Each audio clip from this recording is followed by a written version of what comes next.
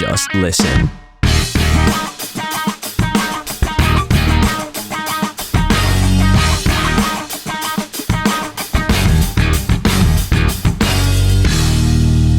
But along the way, some of the better coaches that I've worked with, I've found, are the guys who challenge the way you think about batting, and they don't feed you the answers. So Yeah. You were telling me about Bloem and the way you've started to adapt there and things. Yeah. Have you made some good mates that side? yeah, so it's really different from Johannesburg. Yeah. Much quieter city, much slower, but I'm enjoying it. And the guys, different lifestyle there, so Yeah. a bit different from the friends that I have here in Johannesburg and, Yeah. and the friends that that have studying in Cape Town. But yeah, I really enjoy the guys. Simple people, not a lot of thrills about them, but I enjoy that about Bloemfontein. Yeah. Just go there, do your job, get things done. Yeah. And really good people, nice people who look out for you. If you need any help, they'll check on you and make sure that you have everything that you need. So Yeah.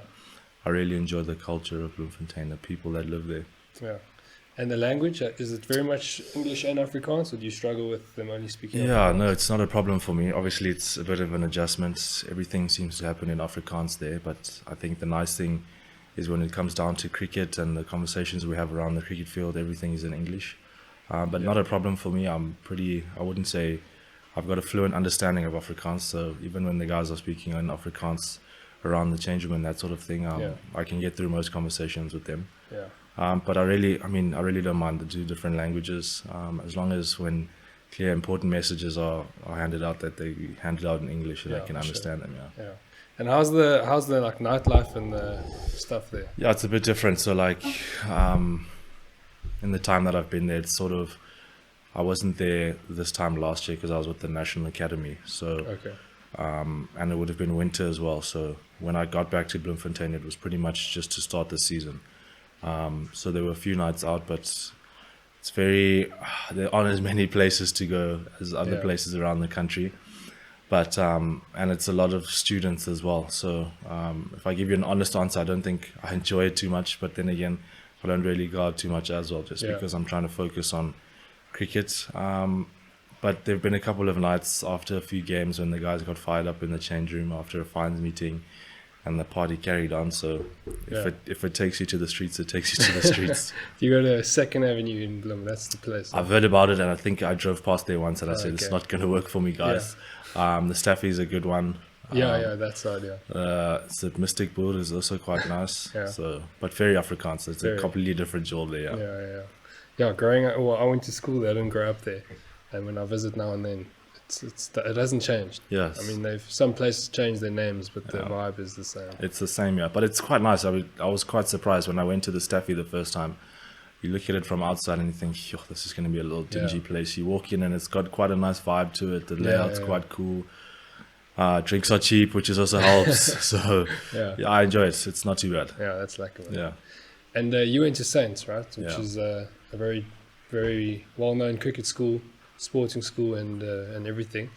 Do you want to talk a bit about that? When did you go to Saints, and just kind of your background? Yeah, so I went to Saints in grade 8. I went to high school there for 5 years, the full period. So I think it was probably the best decision I made for myself at the time, just because, when you're at that sort of age, you probably want to try and play as much cricket as you can against some of the best schools in the country, just so you can, use it as a yardstick to see how close you are to higher honours and provincial cricket at that stage in your career.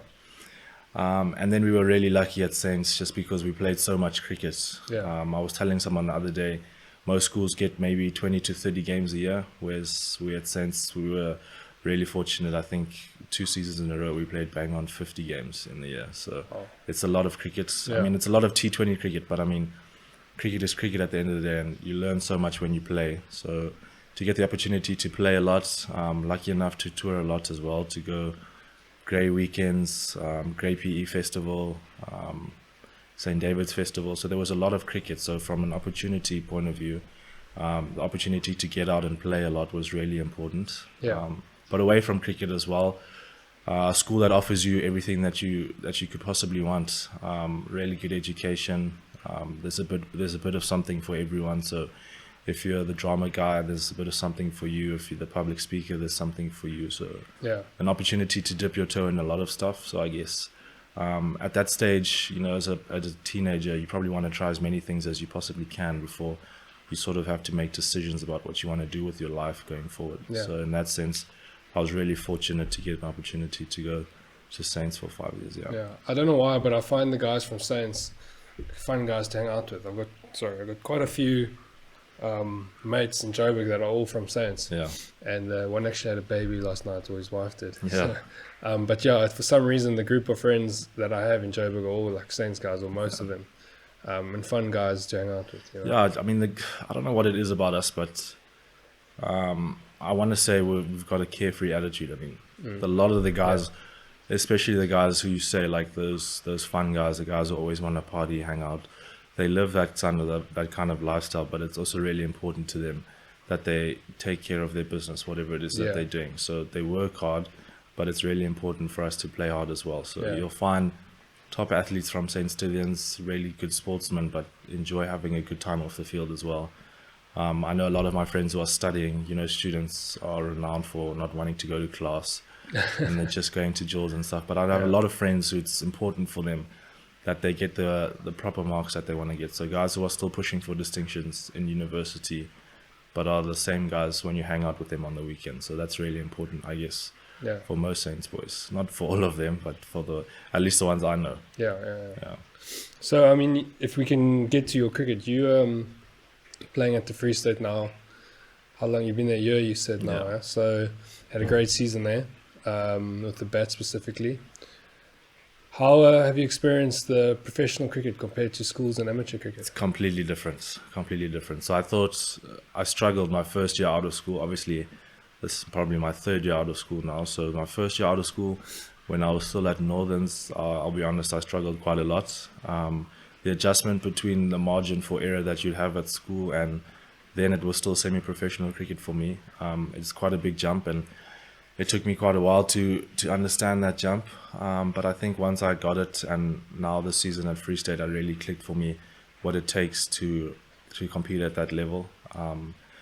So it was really important that I gave myself an opportunity to fail. So in that first season out of school, I felt for me, because I was the guy who'd just come out of S-19 cricket, everyone was watching me, and I wanted to have immediate success. I wanted things to work now, and I didn't really give myself an opportunity to try things and fail.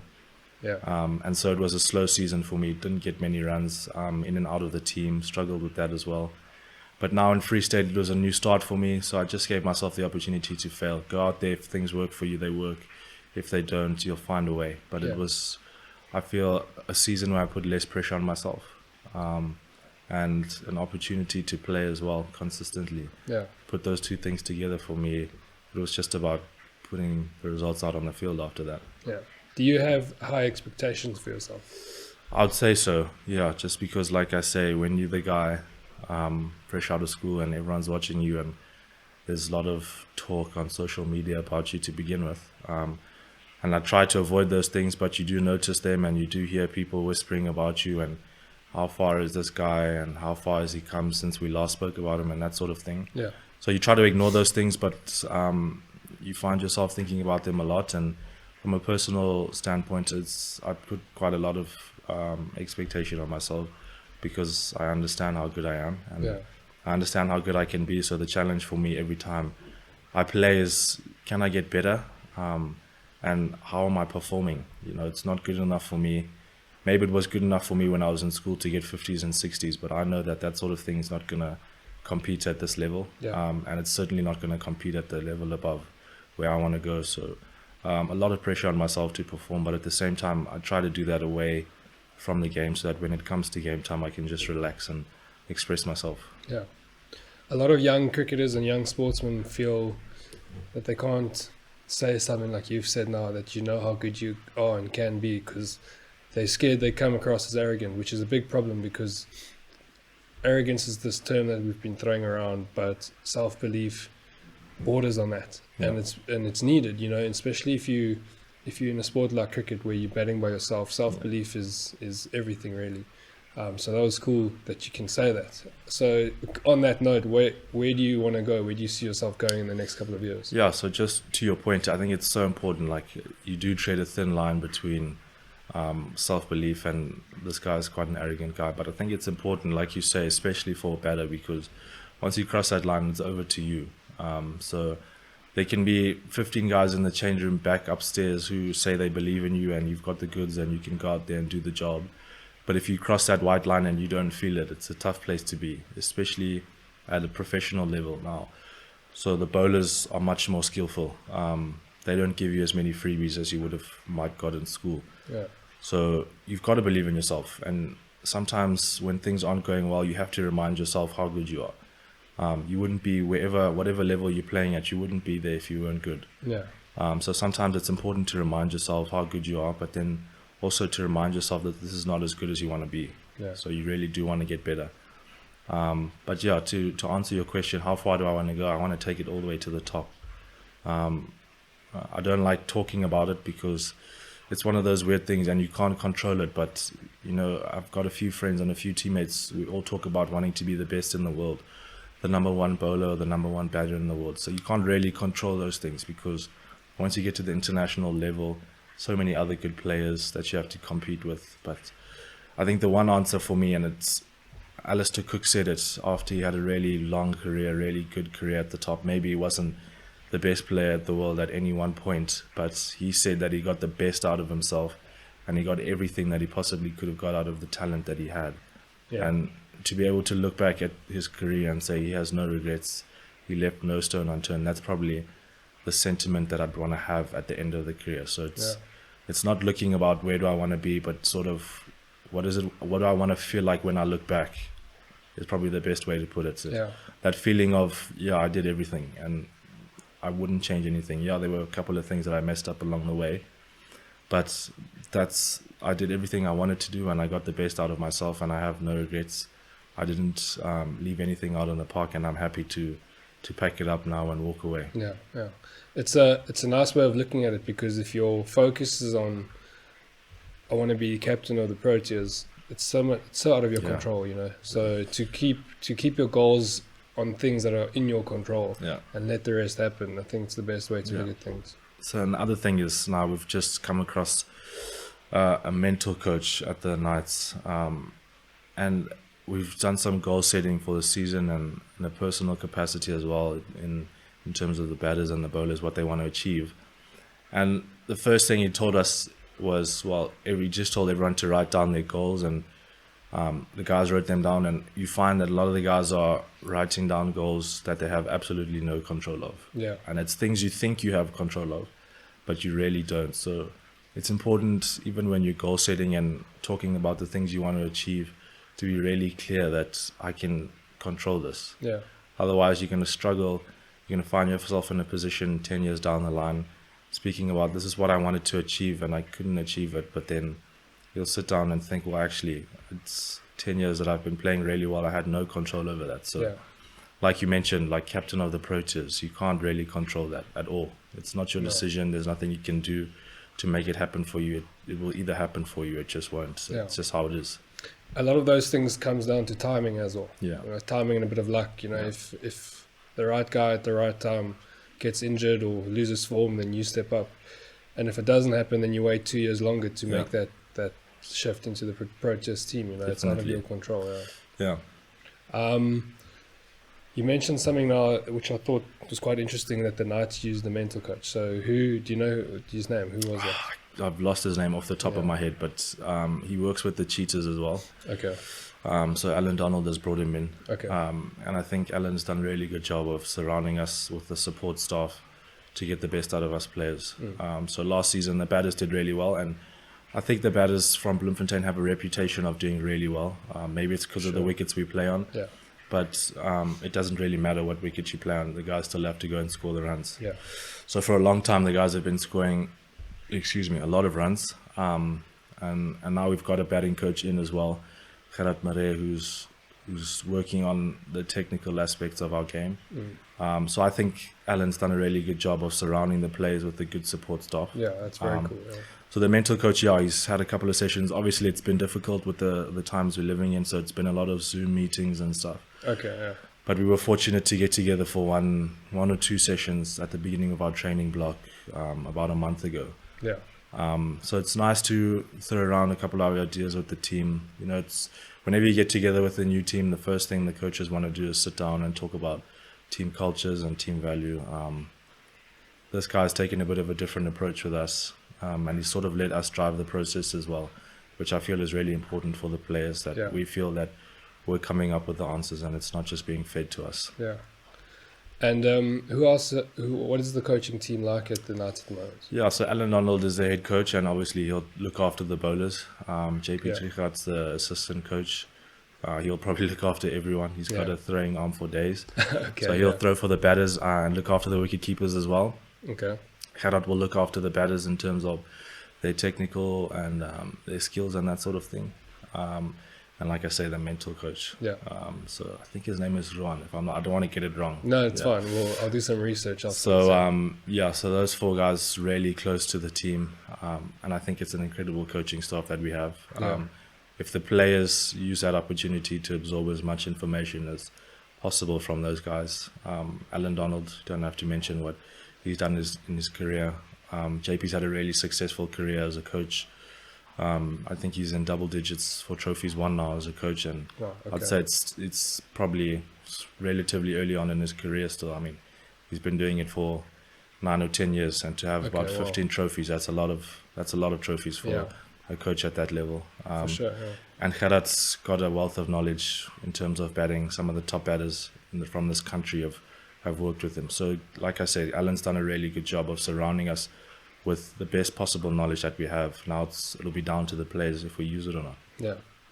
Where are you betting for the Free State at the moment? Yeah, so it's a difficult question. It depends really. But I'd say my preferred batting position in the 4-day crickets, I'd love to bat at 5 or 6. Okay. Just depending on what the team's like or how the team is structured, but coming in that middle order, I find it's really nice time to bat. The ball's a bit older. You can get a couple of runs under your belts just before the second new ball comes, so that's quite nice as well. There's nothing worse walking in and you don't have a start and it's the second new ball and the bowlers are fired up.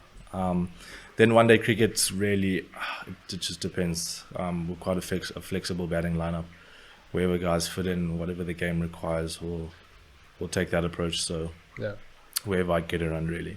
How would you describe your batting style? Are you quite aggressive or can you adapt? Yeah, I think adaptability is probably the biggest thing for me. 4-day cricket, I've recently learned, like I mentioned earlier on, it was a struggle for me out of school because I'd not played the long format and I was that aggressive batsman that you mentioned. So I'd walk into 3-day cricket and I'd hit one boundary and I think, I'm in now. Yeah. But it's 4-day cricket, it's 3-day cricket, and these guys are smart. They might let you hit 2 or 3 boundaries, but they'll sort you out quickly. So I've taken a different approach to my 4-day cricket now. I'll soak up, absorb pressure for really long periods of time. The focus for me is just about batting as long as possible. Yeah. And runs will come when they come. But 1-day cricket really is about, I think the one word I'd use to describe my batting is tempo. So I try to find a tempo to the innings as early as possible. If that means dropping for singles and running twos quickly, or if the tempo is walk in and hit boundaries from the first ball, just try to find that tempo as early as possible to make the innings easier for myself. I don't want to feel like I'm getting stuck, bogged down at the crease, but I also don't want to feel like it's one of those days where I can just let loose. It's a lot more responsibility that I have to take than that. That's cool, man. Yeah. Especially like today's world with all the different formats and you play them intertwined. You might be playing T20 at the same time as the 4-day competition and things. So to be able to adapt is obviously... Yeah, and I find that's one of the things we talk about as batters all the time is we're not preparing skills. So the one skill that we want to have is probably to dominate red ball cricket. Yeah. So if we have the skill set to play really well in red ball cricket, it's easiest to go and transfer those skills to white ball cricket than it is the other way around. Yeah. So your defensive technique and and your ability to bat for long periods will serve you better than being able to play shots. Yeah. If you had to try and reverse the roles. But like you mentioned, it's so much cricket, different formats. One day you'll be playing this format, the next. The ability to score runs in every single format is probably the most important. Yeah. And to do it at the drop of a hat as Yeah. well. So you've been a leader from an early age. Were you captain at Saints? No, I wasn't captain. I was the vice captain of the first team at Saints. Okay, and then S&19, you were the captain. Yeah. And at the moment, or I don't know if it's permanent, but you've been captaining the Free State. Is that? Yeah, so I was just captain of the Knights. Pite was injured at the end of Okay. the season. He had a shoulder problem, Yeah. so he couldn't take the field. So the guys threw it over to me. Yeah. Yeah. So how old are you? 21, huh? 21. Yeah. It's quite a young age to be thrown into that kind of position with a lot of senior players in a team like that. How have you experienced, leading a team like that, and then compare that to the under 19 when everyone's your age and stuff? Yeah, so I think at the Knights it's been really nice because, like you mentioned, there are quite a few senior guys in the team. So guys that I can lean on for suggestions and advice and ask a lot of questions of. And in terms of the responsibility, I don't feel a whole lot of pressure just because at the time that the captaincy was given to me, I felt that I was playing well. Yeah. Personally, the team started to play well. So we struggled a bit at the beginning of the season, but things got better for us as the season went on. So when I was given the captaincy, the team was doing really well. We were clear in what we wanted to do. We were clear in how we wanted to play. Yeah. So I think it was really easy for me to just come in and sort of drive the kind of cricket that we spoke about as a team and to drive Pite's captaincy Yeah. style. So I didn't want to change things too much. We're playing a certain way. I think it would have been a bit more difficult if we were still looking for answers as a team, but we were quite clear in how we wanted to go about things. Okay. Yeah. The bowlers were really clear, and so the easiest part so really it was just about changing fields and making bowling changes because the bowlers were so clear about how they wanted to bowl in the middle period. It didn't change from ground to ground that we went to.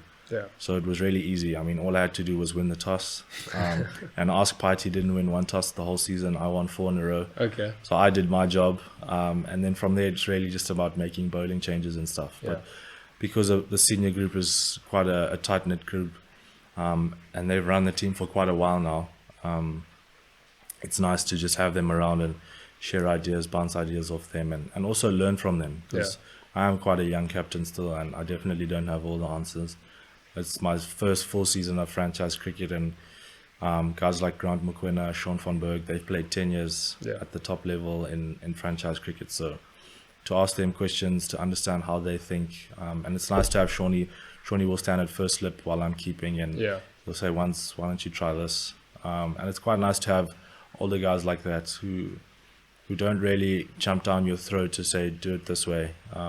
It's quite nice to just say, hey, why don't you try this? I've been thinking about this for the last couple of overs. We might try it, we might not try it, but it's just nice to have those guys who offer that information up to you. Yeah. And then under 19s, how was that different? Yeah, so it's really different. I mean, to captain with your age group peers, I think is a lot easier. And also there, it's sometimes you're lucky because you play with really good cricketers at S under 19 levels, so they also have quite a good knowledge and understanding of the game. So you can also rub ideas off with them, but it's really different because they don't have experience. I wouldn't have had the experience either. Yeah. But they don't have 10 years of franchise cricket, and they wouldn't have seen all the things that my Knights teammates would have seen. But it's nice to captain your age group peers. We all play the same level, so we sort of think the same way. We make the same mistakes. Yeah. So I enjoy that. It was a nice challenge, and it was really nice to be recognized among your peers to lead that group. So it's a nice it's not important for me, but it's a nice recognition for those national selectors at that level to say you're the guy that we want you to lead your age group peers. So it's a nice recognition to have, and to have played with some really good other S under 19 captains. So Reynard von Tonle captained us to the World Cup, and I'm really good friends with him. Did you play in the same year as he played? Yeah. Okay. Yeah, so we played under 19 cricket from 2016 up until the 2018 World Cup together. So we went, I think we might have gone on about 7 or 8 tours together, myself and Rainey. So really good friends away from cricket, and a really good understanding between us on the field as well. So I was his vice captain when he was the captain. And Rainey likes to do things his way, but he's not one of those guys that won't take advice on board. he won't take suggestions on board. So it was nice to play with him. Yeah. And he's got an incredible cricketing brain. He thinks about the game deeply. Yeah. When we're at cricket, he doesn't think about it when we're away from cricket, but when we're there, he thinks about it deeply. So it's nice to have one of those guys who will share things with you. And when I made suggestions to him, he would sometimes take them on board. Other times he would say no, but he would say no in a way like, this is what I'm thinking once. I understand what you're thinking, but let's go with it my way for now. And if it doesn't work, we'll go another way. Yeah. Another guy who who captained me in my first S19 tour, Tony DeZorzi. Yes. Really good player. Probably one of the deepest thinkers about anything that I know. Okay. Cricket, reads a lot, really smart guy, really intelligent guy. And another strong captain, likes to do things his way. And I think it's important for a captain to have that about him. It's the job, the buck does stop with him, and it's on him to make the decisions, but it's also the really good captains are the ones who understand that we take suggestions from everyone, and it's important that guys feel valued in this team. Yeah. Tony was really good at making a young player. My first tour, they were 2 years older than me when I joined that group. So, Yeah. and they'd played together for a really long time. But he made it really important that everyone in the team felt valued. Their opinions were valued. Their cricketing suggestions were valued. Their time away from cricket was valued. So I appreciated that about him. And also away from cricket, it wasn't just about cricket and captaincy for him. He also made it personal. He liked to find out about people and what he into, what sort of things do you do away from cricket. So a really good guy on and off the field. There's a very nice young group of cricketers and leaders in cricket coming through. Probably between the ages of 20 and 25. I think there's a strong group, and I'm very excited about the future. And part of why I wanted to chat to you is to get your take on the future of South African cricket. Where's it going? How's it looking and things? Yeah, so I'm really excited for it. Like you mentioned, that age group that we have now, 20 to 25, there are a lot of young, exciting players coming up. Yeah. Some who have already taken on the challenge and performed consistently for 2 or 3 seasons in a row. I think of a guy like Tony who's been in the top 5 run scorers in the One Day Cup 2 seasons in a row now. So he's taken to one day cricket really well at franchise level. A couple of guys who have put on big scores in the 4-day competition. Rainey, double 100. Yeah. Eddie Moore, close to 1,000 runs over the last 2 seasons. So a lot of young, exciting talent and guys who are competitive, really competitive guys. I've played against all of them. So an age group and an era of cricket, if I can put it that way, that's really going to push each other for a long time to come.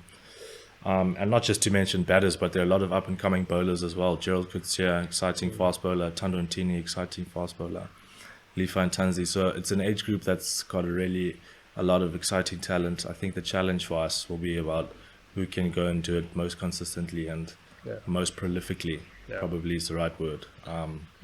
It's one thing to compete with guys at franchise level and put up scores, but that's not really where you want to be competing. You know, you want to dominate that level, and then when you get your chance to go up, then your first couple of games will be about competing at international level, and then find a way to dominate there. But a lot of exciting guys, it'll just be about a shootout for who can do it most consistently and most prolifically. Yeah, there's a group just above that that's also a couple of guys like Quinton de Kock, Aiden Markram. They have already been in the Proteas setup, so by the time they become the 30-year-olds in the team, and your group, that group we've just mentioned, are pushing and fighting for Proteas positions, I think our cricket's in a healthy state. And there's often, I get annoyed about how many people can moan about the state of our cricket when the future is looking really good.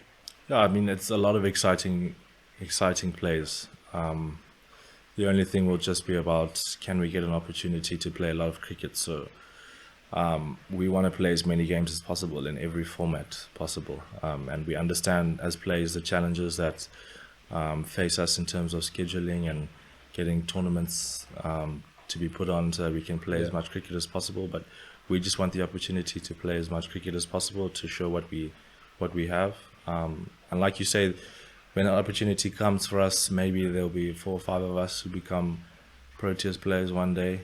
We understand how difficult it is to get into the team, so not all of us will be able to do it, but we'll challenge each other every day, week in, week out, every season, to push for those places as much as we can. Yeah.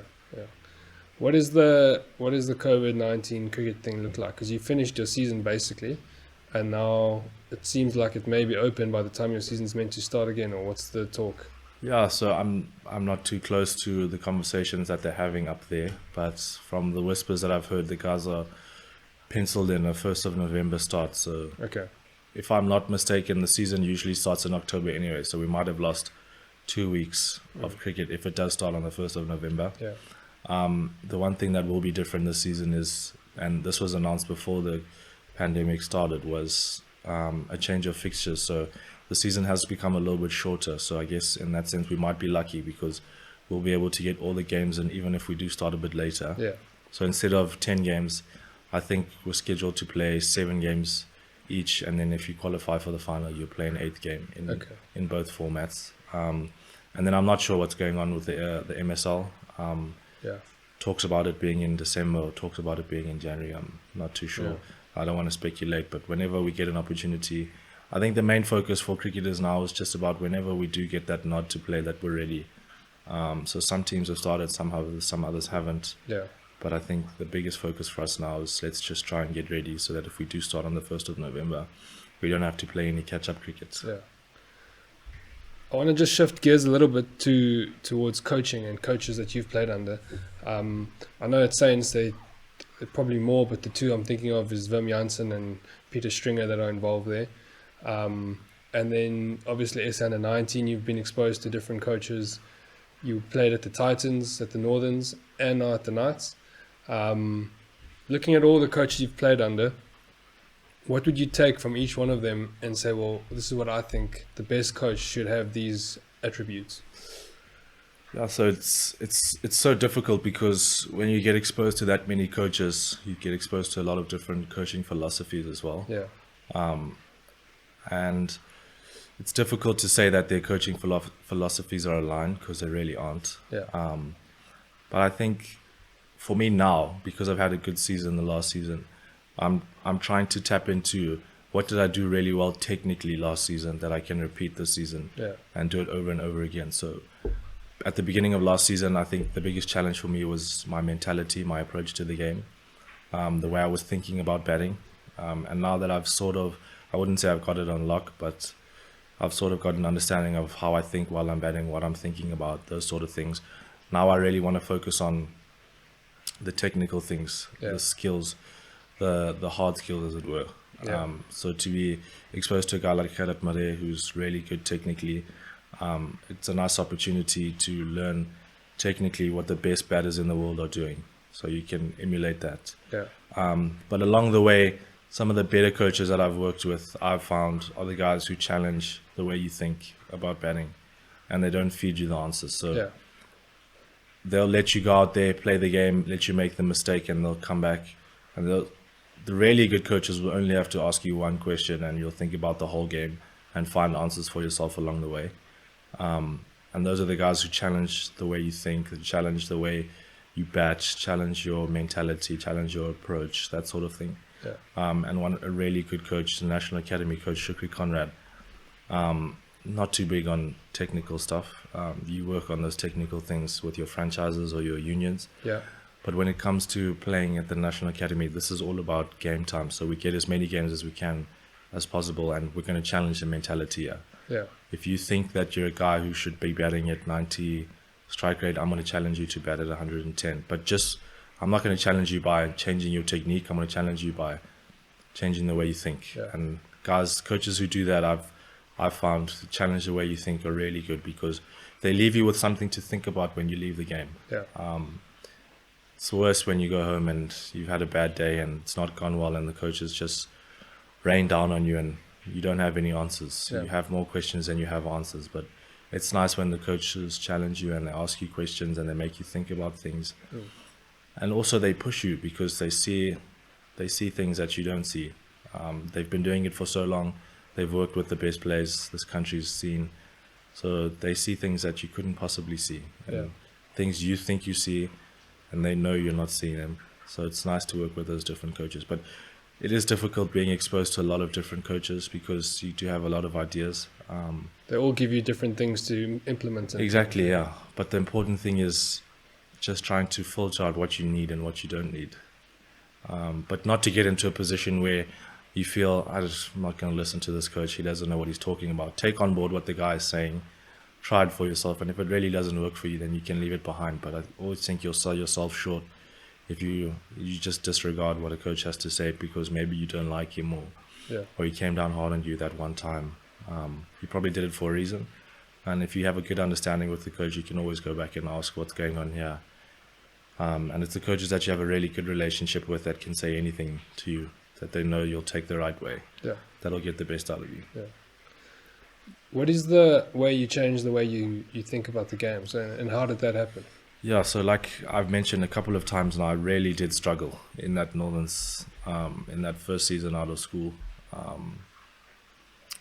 It's difficult to put my finger on it, but I remember there were times when I was out on the field batting and things were going well for me, but I could still feel like there was a little part of me that was like, should I be doing this? Should I really be batting here?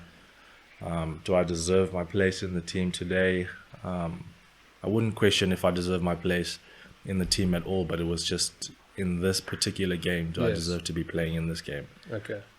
Just because the competition was so fierce at Northerns, there are a lot of guys who want to play, a lot of Titans guys who would play down because the Proteas were playing. So there were times where I questioned, do I deserve my place in the team today? When I arrived at Free State, I played one warm-up game, didn't go well, played one game for Free State in Johannesburg, didn't go well. The next game I got 99, and I don't think I looked back after that.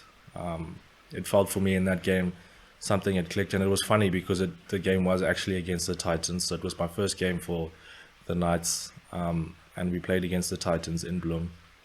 And I walked out to bat and I just said to myself, it's probably going to change a lot for you. You're probably going to prove yourself to yourself. You're going to prove something to yourself, and you're probably going to prove something to a lot of people.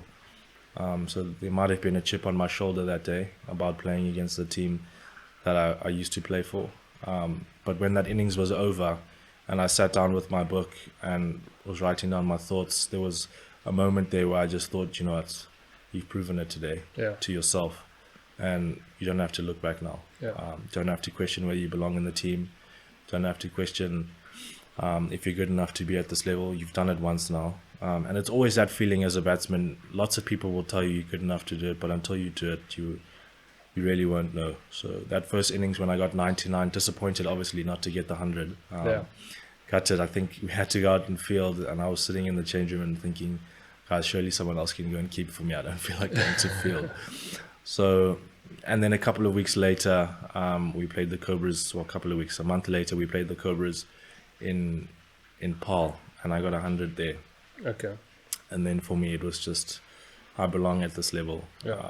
Difficult to say out loud because you don't want to sound arrogant, but there's that feeling inside of you that says to you, like, you've done it now, and now you can just relax and ease into it and think about other things, which I didn't have at that first season out of school because maybe it was because I didn't get a couple of scores early on, and I didn't have that confidence. But since things have gone so well now in the Free States, for the Free State side as well and for the Knights, I've got this feeling of belief back in my ability.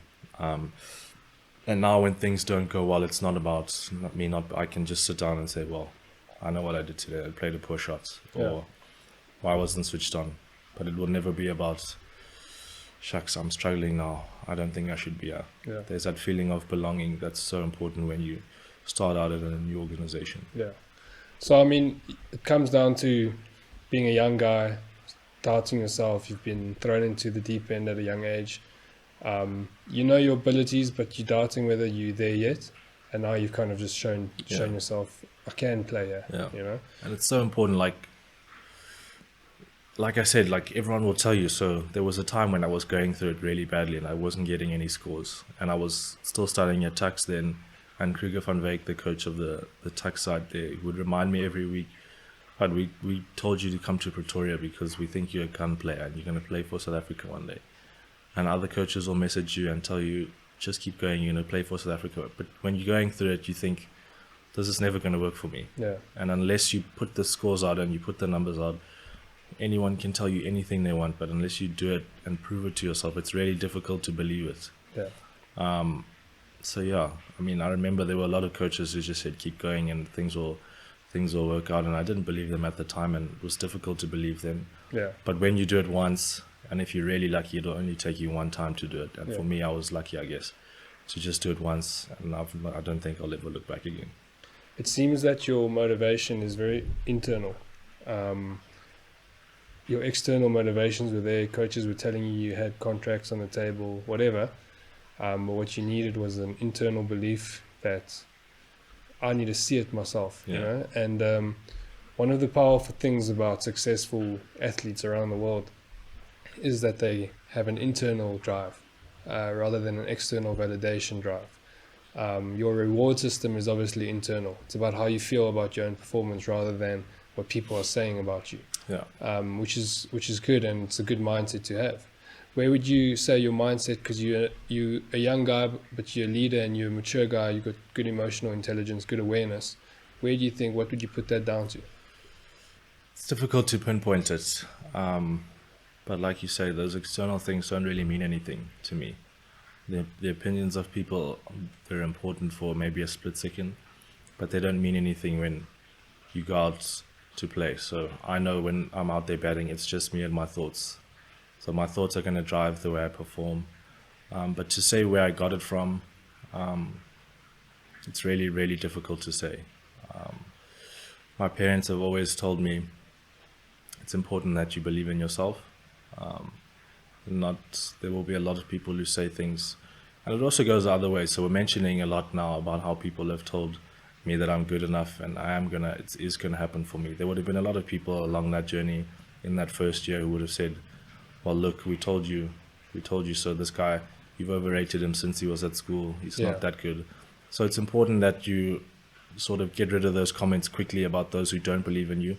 It's equally important that you probably get rid of some of the comments that people who do believe in you, Yeah. because if you get too caught up in those things, you can never have that quiet conversation with yourself when you Yeah. learn about what we need to do.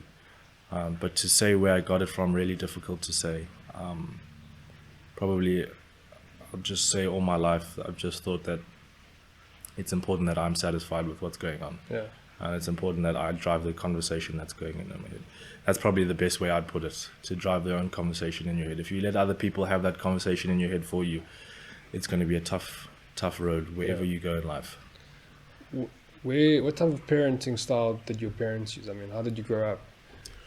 Yeah, so I'd probably say my parents were pretty go out there and do your own thing. I wouldn't say the strictest parents in the world, but once it was important that we do things a certain way. So we don't have free reign to do whatever we want, but try as many things as you want. And I'm really fortunate because my parents have given me, and I'd say my siblings as well, an opportunity to do everything that we wanted growing up. So we tried a lot of things, tried different sports. They gave us the grounding that we needed. But like I mentioned, not free reign. So they're not just going to let you do whatever you want. We still have rules, and this is how we do things. This is how we approach things. This is how we want you to be. It's really important that you're this type of man, an upstanding man, man of value, man of character. And I actually remember there was a time in primary school, and I remember this story quite specifically. A cricket coach and a guy who's still really close in my life, the CEO of the Lions now, John O'Leafright. Yeah. I was in grade 5 at the time at primary school, and he was still at Montrose then. And people were talking then already about how I was going to be head boy of the school and all that sort of thing. And I was in primary school, so that sort of thing didn't matter to me. But in grade 5, I was going through this phase where I was just like acting out and misbehaving, and I don't know what was going on, but I was just misbehaving a lot. And Jono said to me, like, you're not this boy. People want you to be head boy of the school, and even beyond that, it's not just about primary school. You're going to have a life in high school and a life after that.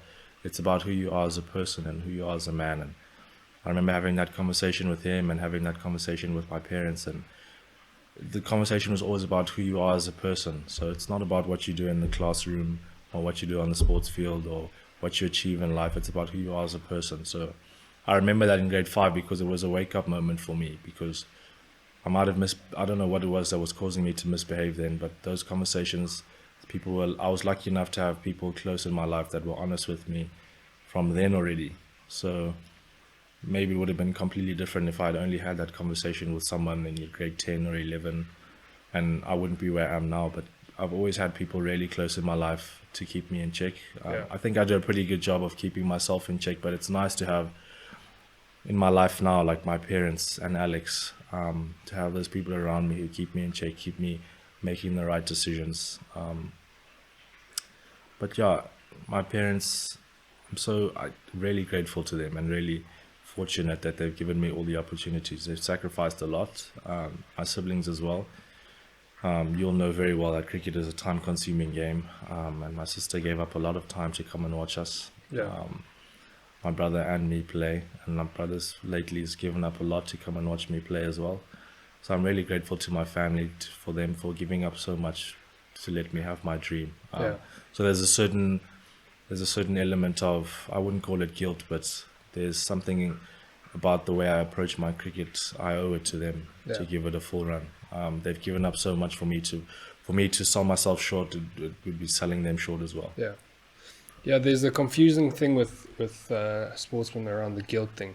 So many that I've spoken to and worked with have a guilt thing with the amount of time people have invested in them, the attention they're getting. But it's not about guilt. The way you try and angle it, what you've said now, is you're trying to honor the time they gave you, just by giving back. Exactly. And if we can just make that mind shift, which you've made, luckily, a lot of athletes play more freely because they don't feel that burden on them of the guilt, you know.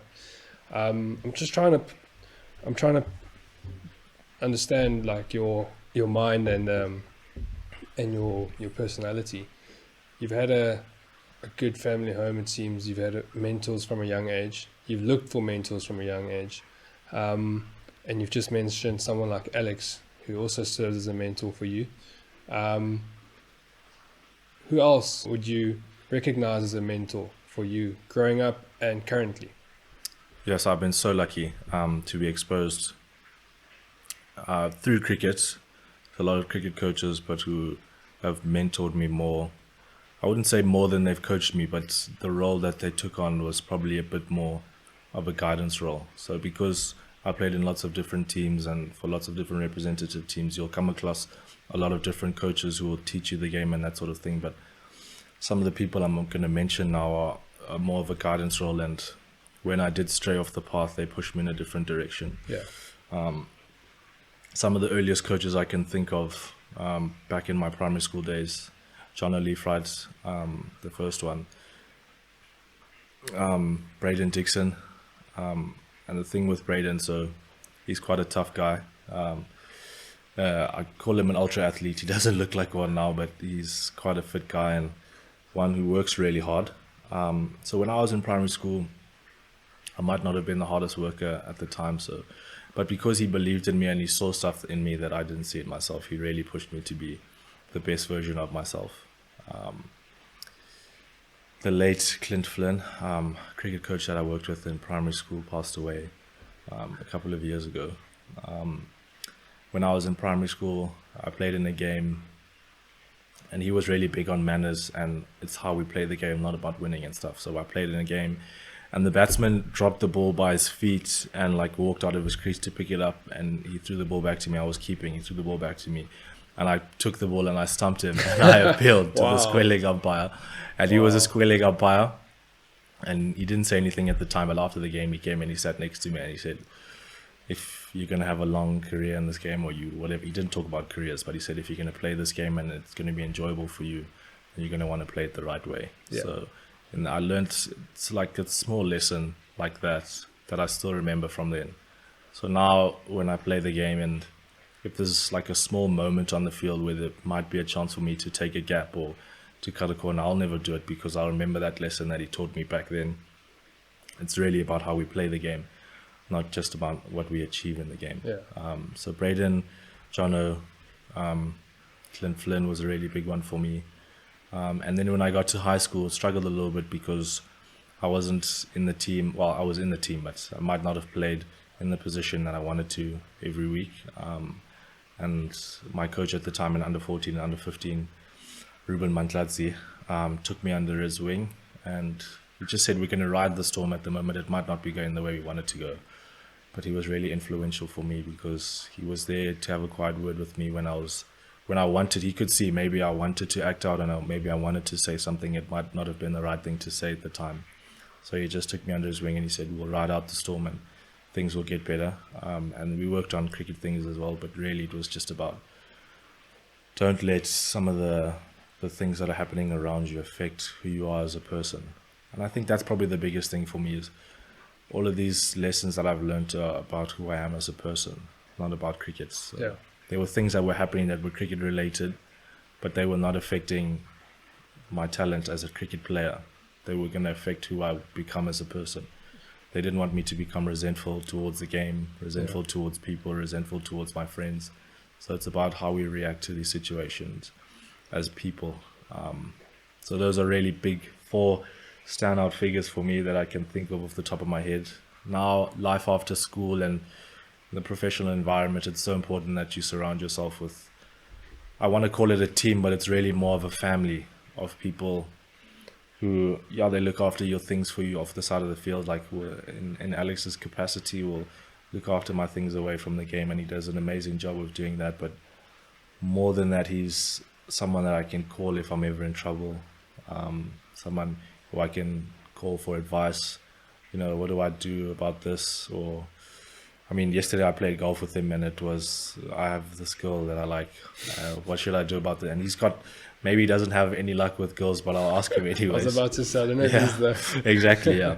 I don't know, maybe he's not the right guy to ask, but he's one of those people that you can ask anything. Yeah. So that's really important. Yes. And my family, my parents, my siblings, I can talk to them about anything, ask them anything. And they're honest with me as well. They won't lie to me. If I've had a bad game, my sister hates cricket. She understands it, but she does her very best to not understand it because she really hates it. Yeah. But she'll tell me if I played badly. She's resenting it now. Yeah, she probably does. She really, her exact words were, cricket is the devil's sport. But oh, wow. Yeah, but anyways, I don't think she means it, but Yes. She'll tell me if I play badly. So it's important to have those people in your life who are honest with you and don't sugarcoat things for you just because they're close to you. So I'm lucky that I've got so many people that will be honest with me and won't sugarcoat things for me. If I'm playing badly or if I'm not doing the things I'm supposed to be or I'm not showing up the way I'm supposed to be showing up, then they'll tell me about it.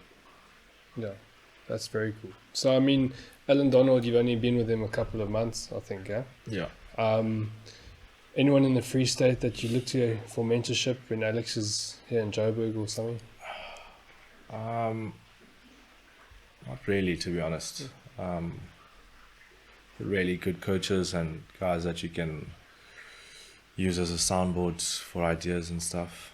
But in terms of, I've done a lot of talking to people about how I want to play the game away from the Free State.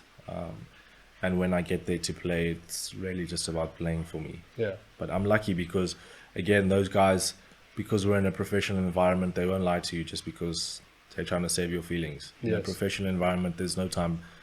It's important how you word a message and how you get a message across, but if they need to tell you something, they'll tell it to you. Yeah. The way it is as well. So they won't sugarcoat things for you. So there are a lot of guys, players especially, because the other thing is because we're in a professional environment, you're not just playing amongst your peers anymore.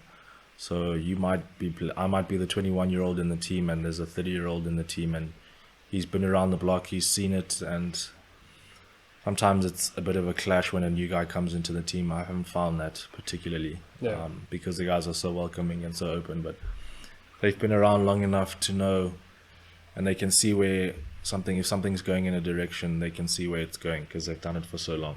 So they'll let me know. But really, really welcoming guys. So I think I was so lucky to arrive there, have guys in the team like Shadley van Skalkwyk, really nice guy, really welcoming guy. Pites a really hard guy, stern guy, but really fair. I think that's, probably the one thing that stands out the most for me is he's a really tough guy on the cricket field, but he's fair about the way he goes about it. Yeah. And a nice guy to be around and in the change room. But like the whole environment is just full of, and I don't want to put it this way because it might sound weird when I say it, full of nice guys. Yeah. Because we're fierce competitors when we play. Yeah. But away from the game and in the change room and on the golf course and when we hang out for prize and stuff, really good people. Yeah. I mean, I come from there, and I know a lot of those guys, but I feel the Free State people have always been like salt of the earth, down to earth, because they don't have much there. Yeah. They don't I mean, they don't really have thrills, and they don't have any airs or graces. I mean, really simple people. The lifestyle's really simple there. Yeah. We work hard for the things we have. We go to work, we get our jobs done. It's not about who drives the fanciest car or who lives in the biggest house. I mean, if your house is this big and my house is this big, we can have a bra in both houses because we're good people and we can enjoy each other's company. That's something I really enjoy about the Free State. Yeah. And one thing I didn't know I would enjoy. So when I first signed my contract to move there, I had a friend, one of my brother's friends' mom. So my brother's friend's sister lived there with her boyfriend for a couple of years. So the mom was saying to me, she said it's a bit of a saying, but when you sign your contract or whatever, when you move to Bloem, it's going to be the saddest day of your life. The next saddest day of your life is when you leave the Free State. And I get that feeling about it because it's really good people. And one day, if I ever do leave, I get that feeling that I'll miss the place because of the people. Yeah. Not so much because of where was the best nightclub to go to or what was the city like. It's about the people there. Really, really good people. Yeah. Yeah, I mean, it's close to my heart as well. When I left, it's sad. Yeah. And you tend to go back, even though a lot of my mates have moved out of the Free State. You tend to want to go back and just be there for a weekend or whatever. Yeah. Who did you see who were your role models when you were a young cricketer? People ask me that all the time, and the weird thing is, I remember watching a lot of cricket when I was growing up. Yeah. But I couldn't pinpoint one player who I used to watch and think, "Jeez, I want to be like him." Maybe I didn't understand what I was watching back then, but as I got a little bit older and I understood the nuance of the game and what separated the really good players from the good ones who were still international players, but the really, really good ones.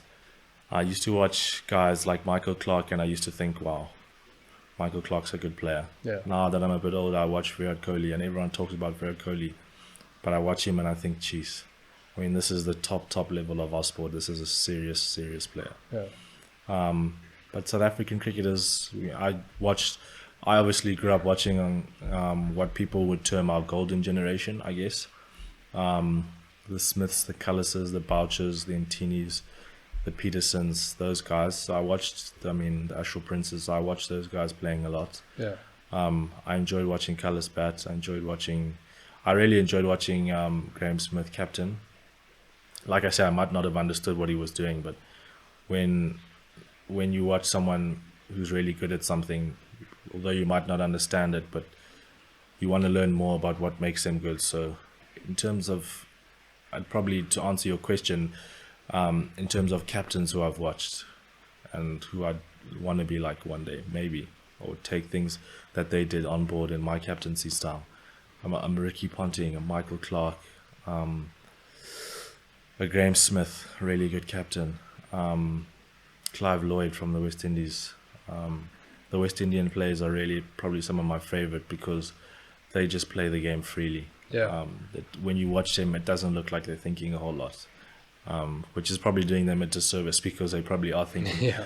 They probably are thinking about the game quite deeply, but just the expression, the flair that they play with, that the guys call it. Yeah. Maybe we call it flair. I don't know if it is flair, because now that I've started to understand the technical aspect of the game a lot more, I understand that maybe that wasn't flair that they were playing with. That's just how the game was meant to be played. Yeah. And over time, I definitely think over time we might have overcomplicated things. Yeah. Made things more difficult for ourselves, more technical, thought about it, which is important. But back then, they just used to play the game. And if you look at their records, guys scoring 10,000 runs, 15,000 first-class runs, 30 that's just the way they played the game. Yeah.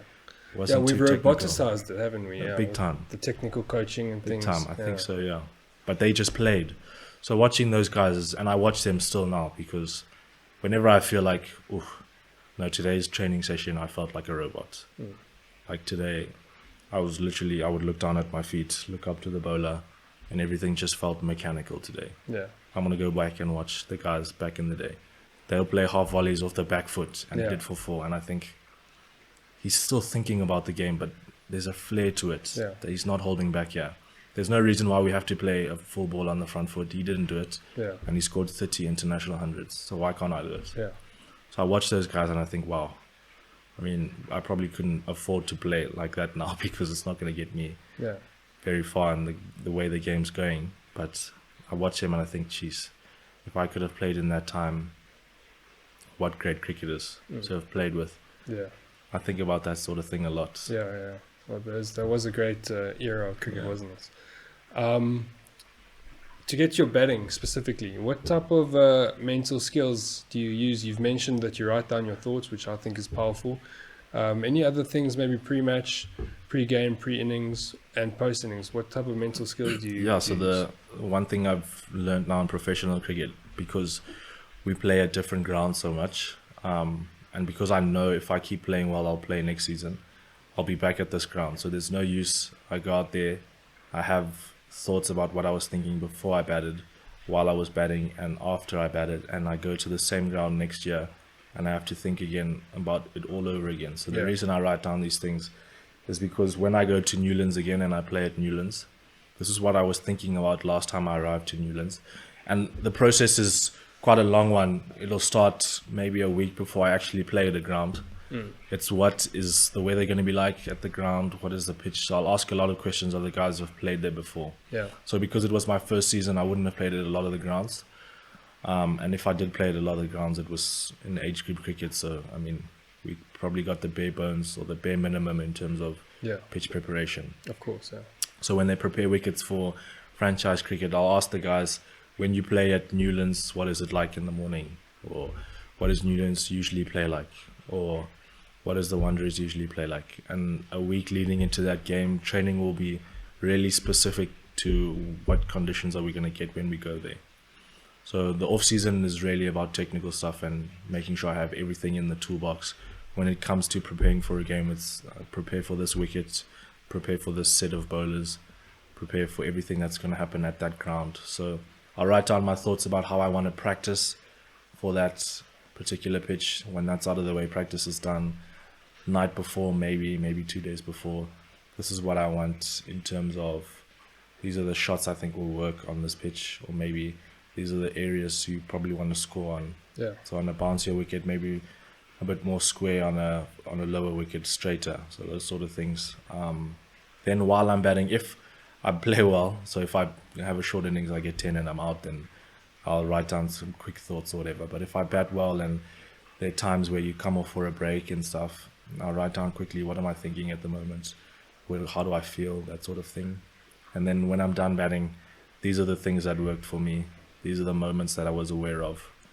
These are the moments where I was probably lucky not to fall into a trap. So I could feel my focus was shifting a bit and I wasn't really focusing as hard as I needed to on the task at hand, but I was lucky because the team didn't take advantage of it. So I got away with it today. So I write that down. And so I've got like a big book now that's just full of notes. And if I ever feel a certain way again, I can go back and turn the pages to a time when I felt that same way. And this is what I did, or this is what I tried to get out of it. So it's really just like, it's almost like a black box for an airplane. Black box of your thoughts. If you ever find yourself in the same situation again, don't try the same thing. If it didn't work, don't try the same thing that didn't work again. If it did work, go and do exactly the same thing. To get yourself out of that trouble again. Any other stuff you do with a coach or by yourself, some visualization, imagery and things? So I've tried visualization. Sometimes I'll go on, we always get to a ground a couple of days before the game. So if we have a training session on the field, Alistair Cook actually mentioned, because he's an opening batsman, before he used to go out to the toss when he was captain of the test team, he would stand on the wickets, and because all the guys are out in the field, he can sort of see them running in and the bowlers are warming up on the side strips. So he would stand there while like a Glenn McGrath would be running in, warming up, and he would just watch Glenn and find his tempo while Glenn's running into ball, Okay, yeah. and find his tempo that way. Yeah. But he would do it on the middle strip because this is where he has to do his work. Yeah. So no use you go stand on the nets because you're not going to be batting in the nets. So he would do it on the match strip that they were playing on, but he would just watch as the bowlers run in and find his tempo that way. Because he was a batsman who relied on timing, Yeah. because he had a big trigger movement, so it was about timing for him. Yeah. Obviously, he wouldn't be able to just walk into Australia's nets and say, "Can I find some Yeah, of timing course, against yeah. your bowlers?" So he would stand there and just watch them. And so I tried that sort of thing. I don't know. I wouldn't say it worked particularly well for me, but I'll keep trying things Yeah. to see if there's other things out there that work for me. Yeah. I'm not a guy who's shy of trying things, but I try. If I am going to try something, I'd prefer to do it as far away from a game as possible. Okay. Especially because I've sort of found some things that have worked for me, so I don't want to go now try something brand new just before a game, and it throws me completely. But at the same time, I'm not really someone who's big into routines and rituals. If I can't, so let's just talk on a match day, for instance. If I was a player who needed to go out onto the field and hit 30 balls before I batted, but it rained for 3 hours before the game and I couldn't hit those 30 balls, I had to walk out onto the field and bat straight away. Yeah. It wouldn't affect me. I don't need to do those sort of things. Some days I'll wake up and think, "Sheesh, I'd love to hit maybe 10 balls today." Other days, I'm not going to hit today. Yeah. It's just a feel sort of thing for me. It seems like you've got quite a simplistic approach that you don't want to overcomplicate the game because it's already as difficult Yeah. as it is. It's so difficult as it Yeah. is already here. So I think it's a very good approach. I get annoyed when I see young players at school with their dads 7 o'clock in the morning Hitting balls before hitting the game. balls before the game, and then it's And always those kids. you ask yourself why they do that, and they tell you, "Yeah, it makes me feel ready for the game." And I can almost guarantee you that if they didn't hit whatever those balls that they hit before the game, I can almost 100% certainty guarantee them that they would still play the same way. Yeah. I mean, I find they go out for a duck more often than not because they're just overthinking it, trying to replicate what they've just done. Yeah. It just doesn't work. The mind doesn't work that way. What would you say we need to do as young South Africans to help the country move forward and become a better country? Yeah, so I'll say I'll start with I'll call it hard skills. So just for the sake of the conversation. Yeah. So in whatever job or whatever sphere of life they work in, they've got to challenge themselves to become an expert at whatever they do. Whatever it is. If you're a barista at a coffee shop, you need to understand coffee like it's the back of your hand. Yeah. If I'm a young batsman, I need to understand batting like it's the back of my hand. And obviously some people don't want to be the best in the world because that's not what drives them. But just become an expert. The more experts we can have in anything will just drive more conversation. Yeah. And then in terms of the soft skills, we've got to become a bit more understanding of each other, of ourselves. So I read I wouldn't say quite a lot, but when I do read, I read a few pages at a time. And there are a couple of interesting books where I find as human beings, in some cases, we'll be a lot harder on ourselves for something that we've done. Had it been someone else that had done the same thing, we wouldn't be as hard on them. Yes. But in other situations, the roles are completely reversed, where we would judge someone far more harshly than we would judge ourselves. Yeah. And that really just comes down to understanding. And it's understanding ourselves as people and understanding other people. But we won't be able to understand other people unless we have conversations, get to know them. Where do you come from? Why do you think the things you think? Why do you live the way you live? Yeah. Because it's easy to get into conflicts with people when you don't understand where they're coming from, in a literal sense and in a figurative sense. Yeah. You know, my background might be very different to yours, and we need to understand that so we can move forward as a people. But we're not coming from the same place, and we need to understand that. So the way I think is informed by the things that have happened to me in my life, and the way you think is exactly the same. So we need to understand each other better as people, be kinder to each other. Perhaps we're not as kind as we need to be, to get the best out of each other. And maybe the way I'm speaking is just about, is the goal is to try and get the best out of each other, Yeah. or maybe get the best for each other as well. So to be kinder to each other, to be more understanding, those two are probably the biggest thing for me. Because I've seen it so often, is especially in a sports environment, maybe a player is late, and if you don't have let's just say for argument's sake, you don't have a fine system in place or whatever, and the senior players will come down really hard on that guy for being late, or the group will come down really hard on that guy for being late. And I understand that it might be a team value that we show up for things on time, and it's a respect thing to show up on time. But nobody is late because, well, majority of the time, if you have a decent enough excuse and we're understanding of people for being late, Yeah. if we just understand people a little bit better, sometimes if you have a conversation with that guy, you might find he was late because he had to drop his kids off at school. We all have different lives, so we need to understand people's lives. Yeah. Or maybe his wife is sick and that's why he didn't come to training today. Yeah. People have lives away from cricket. People have lives away from work. Let's try and understand each other better. Yeah. Because I find it's just like, guys are just, like I say, so much more critical of other people. Yeah. Had it been them in that situation, or so much more critical of themselves had it been someone else. The roles reverse so much. Yeah. But it's important that we just understand each other. I think that's very wise, man. And especially, you start off by saying, make sure you're the best you can be, whatever you do. And once you're there, start looking at other people with more understanding and more kindness and gratitude. And probably, yeah, you've just said something that's the light bulb's gone off in my head when you said that. When you become like an expert, or you find yourself at the top of your field, then the most important thing is about dragging as many people as you can with you. With you, yeah. Don't go alone.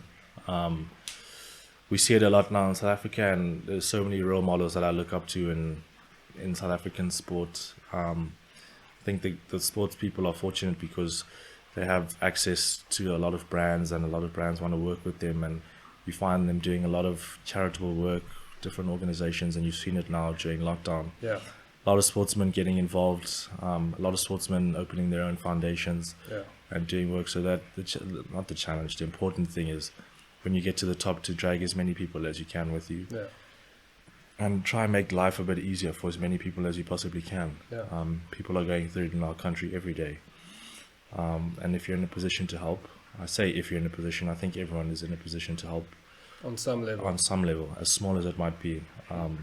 Making a difference in someone's life somewhere. It's so important that you do that. Yeah. And that's probably one of the biggest things my mom's taught me.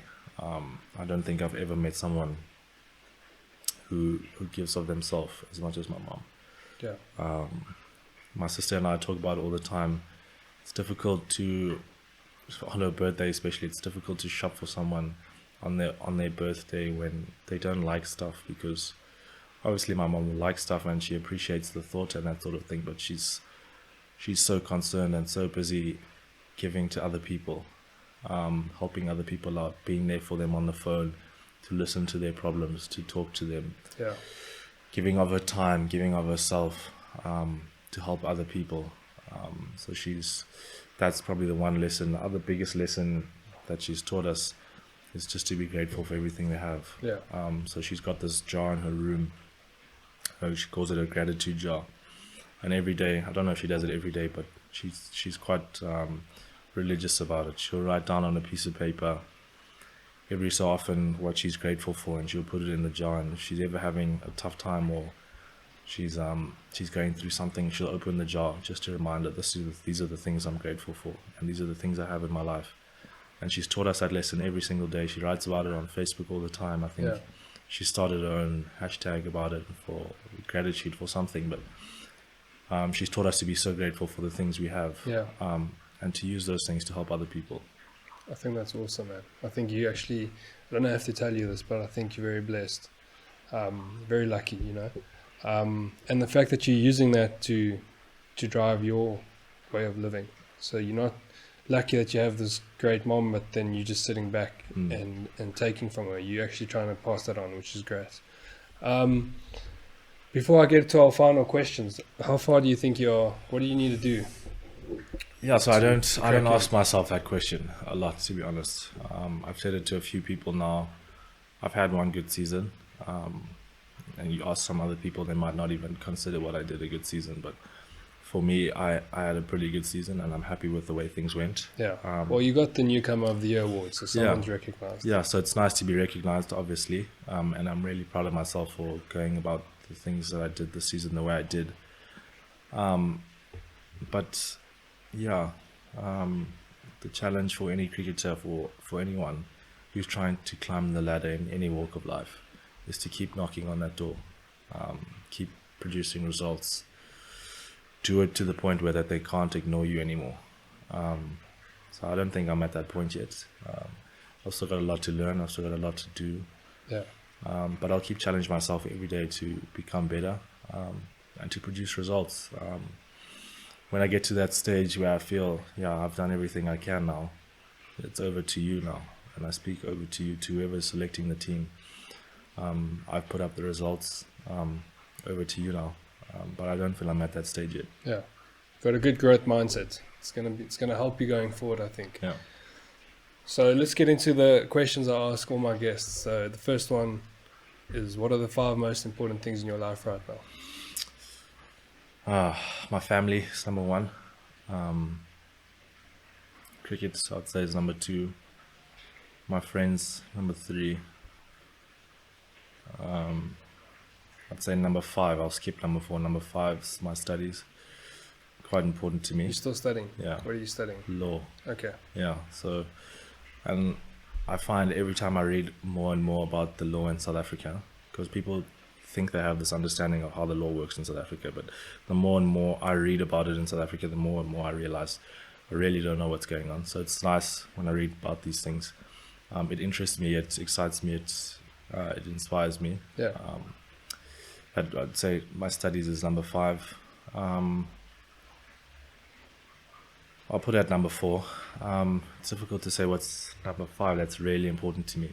Those 4 things are probably top of my list. I want to say my social life, but it sounds a bit superficial, not that important to me, but it's important to me that I have that balance in my life. Yeah. That I'm able to get away from the game when I need to. Yeah. You said you read a little bit. So what are 3 books that you would recommend to people that you've read recently that are... Yeah, so when I say I read, I don't read the whole book, I'll be honest. I'm not one of those guys who will read a couple of pages. Yeah. And something will jump out at me and I'll enjoy it. Yeah. So some books are just too long. And some, so you read them and you think, well, you're saying the same thing over and over now. So I'd say the 3 books that I'd recommend: The Power of Habit. That's where I learned about journaling, making journaling a habit. Yeah. Ego is the Enemy by Ryan Holiday. Ego is the Enemy. Yeah. Yeah. That's a really good book. And The Champion's Mind. Champion's Mind is where I probably learned the most about how I want to approach the game as a cricket player. The power of reading, where you can take so much from someone else's knowledge without having to spend thousands of rands with a psychologist or whoever. Yeah, those are 3 nice books. I'll link to them in the show notes. Message to a young cricketer listening to this. Maybe you got a 13-year-old aspiring to be the way you are and going forward.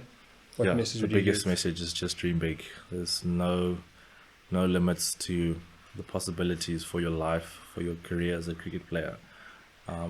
Just have a dream and don't give it up for anything until there's that final nail in the proverbial coffin.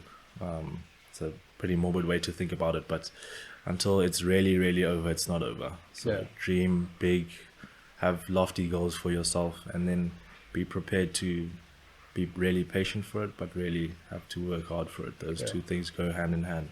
A lot of people, well, I say a lot of people, but people tend to think that working hard automatically means you'll get results.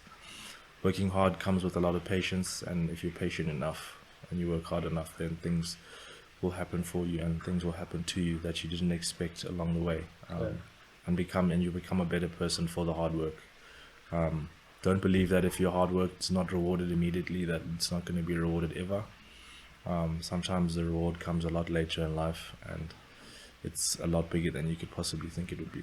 Yeah, that's very cool, man. I felt like I was speaking to someone who's just ended their career, not just starting their career. You've got a lot of wisdom. You think about things well. I know you don't like to think about it, but I think you're a good potential leader for our country and for our cricket team one day. People have seen it in you, and I can see it in you. So All I'll say is, if that ever happens, it happens. If Yeah. it doesn't, it doesn't. It's not going to change anything for me. yeah, well, that's just my opinion anyway. So anyway, thanks for the time. Thanks for doing this, man, and for all your input. And I'm excited to follow your career and see where it goes. Thanks so much, Nick. It's been awesome chatting. Cool, man. All the best. Thanks.